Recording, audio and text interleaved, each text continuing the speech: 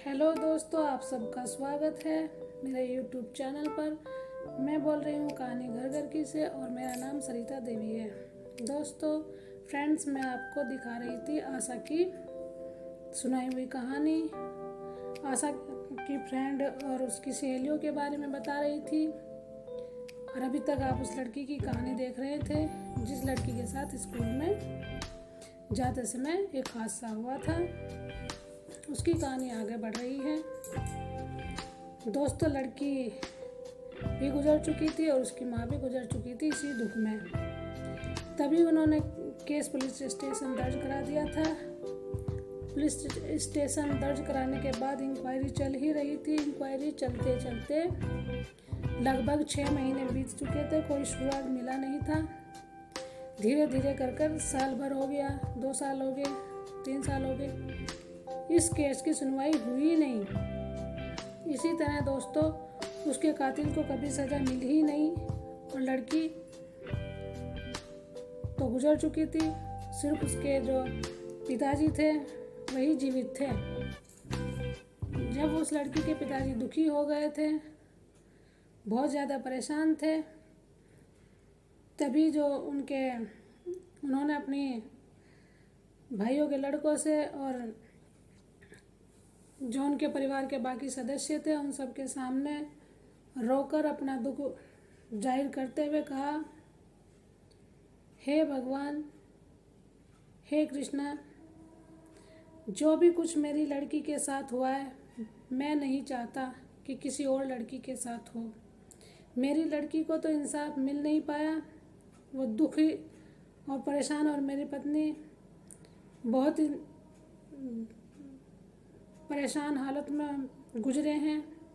अब मैं ही जी कर क्या करूं। बस मैं इतनी दुआ दे सकता हूं कि कभी किसी की भी लड़की के साथ कभी कोई ऐसा हादसा ना हो। हे प्रभु, बस मैं आपसे यही प्रार्थना चाहता हूं।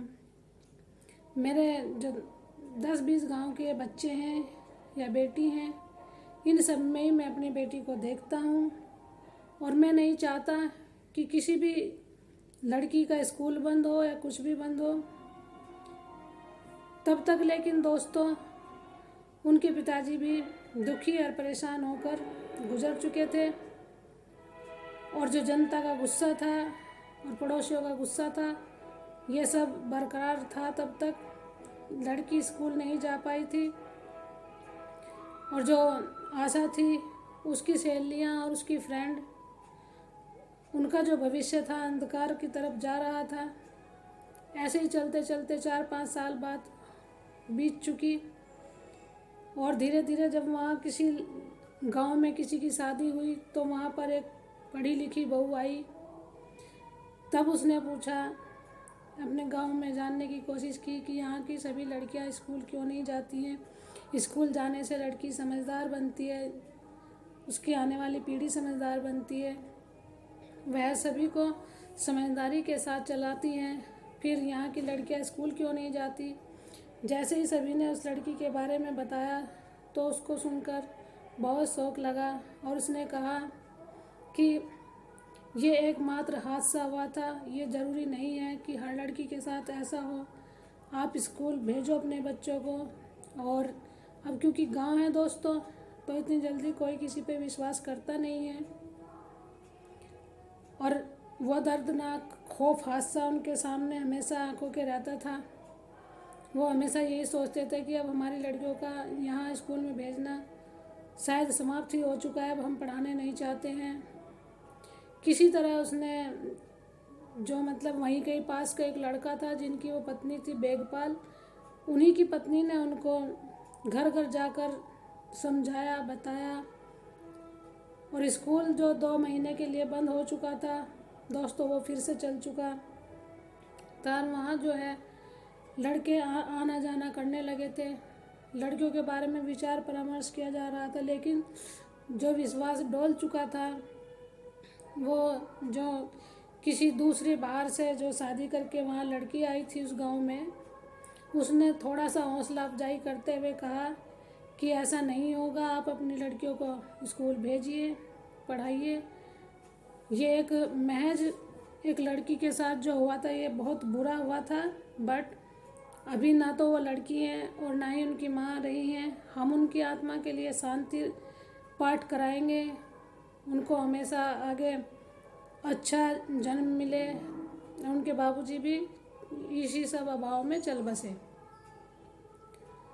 तभी दोस्तों उसने घर घर जाकर सबको ये समझाना शुरू किया कि हाँ, जंगल में स्कूल है, कच्ची सड़कों पे स्कूल है, जाने में परेशानी होती है, लेकिन उसने यहाँ से ये मुहिम चलाई कि किसी तरह यहाँ प्रधान से मिलके या आगे जो और बड़े सदस्य हैं, जिनसे नगर पालिका वाले हैं, जो भी हैं, कि यहाँ पर जंगलों के रास्ते में सड़क बनाए जाए ताकि सभी बच्चे ठीक तरह से जंगल के रास्ते से जा रहे थे, अच्छी रोड से जाएंगे। जंगल तो तब भी आएंगे दोस्तों, क्योंकि कभी भी कोई स्कूल जो है शहर में या आसपास होता नहीं है।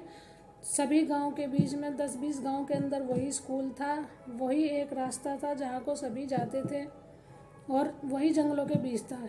किसी तरह वहाँ 7-8 साल बाद ही वहाँ पक्की रोड बनने शुरू हो गई, और थोड़ा थोड़ा जो मज़दूर आदमी थे उनका थोड़ा सा हौसला अफजाई किया। वो लोग मानने को तैयार ही नहीं थे कि हम अपनी बेटियों को स्कूल भेजें। जो उस गांव के मुखिया थे उन्होंने तो बिल्कुल प्रण ही ले लिया था कि अब यहाँ से कोई भी लड़की स्कूल नहीं जाएगी, हम नहीं चाहते इसी हादसे का अभाव किसी और बच्ची की जान इस तरह जाए और वो भी इसी तरह दुखी और परेशान होकर अपना दम तोड़ दे। लेकिन जो बेगपाल की पत्नी थी, काफ़ी समझदार और पढ़ी लिखी थी, वो एक टीचर बन गई थी और उसने अपनी पोस्टिंग जनता इंटर कॉलेज में ही करा ली थी। जैसे जैसे वो जनता इंटर कॉलेज में पक्की रोड बनती जा रही थी, वो हमेशा जो अपने हस्बैंड के साथ है रोज़ ड्यूटी पर जाती उसी स्कूल में और देखती कि एक न एक दिन तो इस स्कूल में भी लड़कियां ज़रूर होंगी। तभी दोस्तों उसने सभी परिवार वालों को बताया, समझाया कि अगर आप अपनी लड़कियों को स्कूल नहीं भेजोगे, आगे के लिए वे समझदार नहीं बनेंगी, अपने परिवार को अच्छी दिशा दिखा नहीं पाएंगी, आने वाले कल को नहीं सुधार पाएंगी। तो तभी उसने घर घर जाकर ये जताया कि नहीं, हमको भेजनी चाहिए और अपने बच्चे के भविष्य को सुधारना चाहिए। जो गलती हो गई वो तो कभी उसकी भरपाई होगी नहीं, लेकिन आपकी जो बेटियां घर हैं आप इनको पढ़ाइए, इनका सुधार कीजिए, तो शायद आगे जो इनका आने वाला समय है वो बहुत अच्छा बीतेगा। कोई नौकरी करेगी, कोई टीचर बनेगी, कोई एयर होस्टेस बनेगी, ना जाने कितनी तरह की बातें उन्होंने उन परिवार वालों को समझाई। तभी दोस्तों उसकी ये बात सुनकर गांव वालों में थोड़ा सा जोश आया और वे उनकी बात मानने लगी और अपने बच्चों को धीरे धीरे करके स्कूल भेजने लगे। जैसे ही वो धीरे धीरे स्कूल भेजने लगे, तब तक वहाँ जो लड़की आशा थी और उसकी फ्रेंड, उनकी पढ़ाई तो शायद समाप्त तभी हो चुकी थी, उन्हें आगे जाने का मौका ही नहीं मिला था कि वो भी अब दोबारा पढ़ पाएंगी, क्योंकि कुछ समय बाद ही उनकी शादी कर दी गई थी और उनकी उम्र भी इतनी ज़्यादा नहीं थी, 16-17 के आसपास ही उनकी उम्र थी। तब से दोस्तों वहाँ पर जो बेगराज की पत्नी पढ़ी लिखी बहू आई थी, उसी ने ही ये परंपरा दोबारा चालू की थी कि लड़कियाँ पढ़ेंगी और रोज़ स्कूल जाएंगी। सभी मजदूरों का, किसानों का और सभी जो गांव के आसपास के रहने वाले थे, उन सब का गुस्सा देखकर और नए सिरे से वो स्कूल चला। वहाँ पर लड़की भी गई।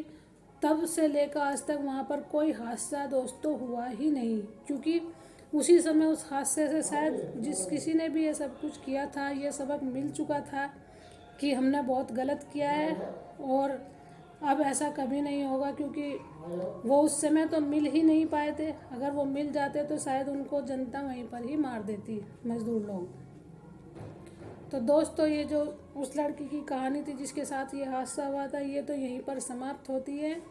और उस स्कूल में सभी लड़कियां अब ठीक से जाती है। उनकी हरी ड्रेस हुआ करती थी उस समय, हरा सूट, सफ़ेद सलवार और सफ़ेद चुन्नी, नीली शर्ट लड़कों की थी और सफ़ेद पैंट भी लड़कों की थी।